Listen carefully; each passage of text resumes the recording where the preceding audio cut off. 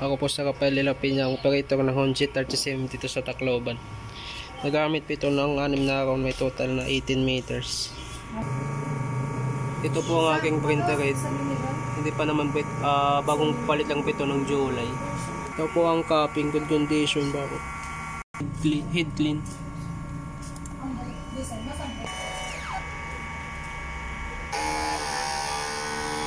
After head clean po, nasa ng wiper at cupping.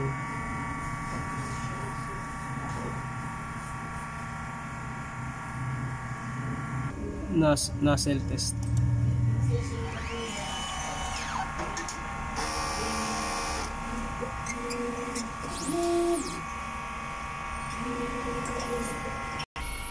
Ang system ay tama lang. Ang huling palit ng damper ay nung July. Ito naman po ang Mustang. Ito naman po ang ABR. Ito naman po nakalagay aming stocks. Dito naman po ang in-use. Dito naman po ang use. Bali wala na pong stock sa cyan at white. Ito naman po ang daily output. Checklist. Pwede ako magdala.